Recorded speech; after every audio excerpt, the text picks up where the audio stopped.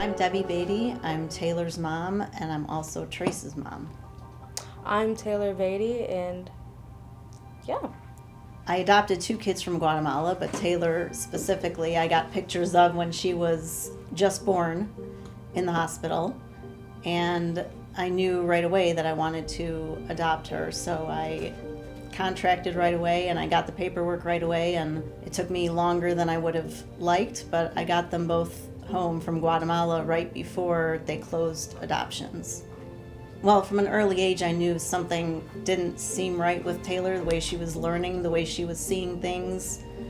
Even in preschool, I knew that the other kids were learning their colors and she was having difficulty with colors, numbers, tasks, all kinds of different things. I had her tested at an early age, but the school system at first didn't really see anything wrong. They said that everything was fine. So I fought from about preschool until 3rd grade, and finally in 3rd grade they said that she was dyslexic and had dyscalculus, and she has some learning disabilities, some other learning disabilities that made it difficult for her to do math and read, and just a lot of frustration with school. And they didn't have any way to taper it down at first because they didn't think anything was wrong at first. So she was coming home with so much homework and she would get frustrated. She'd be crying every night. I mean, school could get pretty upsetting, but like, I had my moments because technically math, when it came to math was something that I struggled with the hardest. But I also felt like being in public school, like they didn't teach me the right ways of math. I think for me it was just the fact of like, I want to have good grades. I mean, good grades to me mean a lot. So I didn't want to fall behind. So when like I couldn't get the math questions down, I mean, it did become upsetting.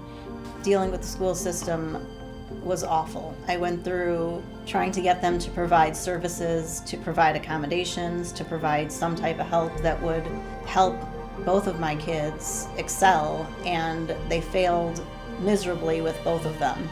And so in the end, I pulled her out of public school because I don't want her learning to suffer because the school system doesn't want to provide services for her. So once we got Taylor into private school, I saw a night and day difference in the way she learned, the way she excelled. She was learning at her own rate.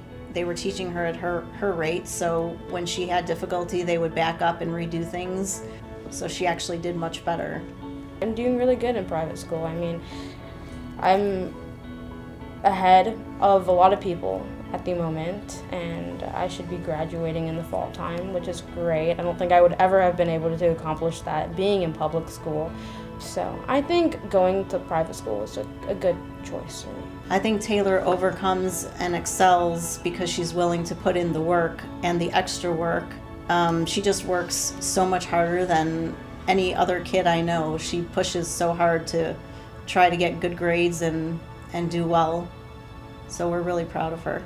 The advice I would give if you're facing adversity would be to never give up on yourself, because I know it's like really easy to want to give up at the end of the day, and it's something that a lot of people do.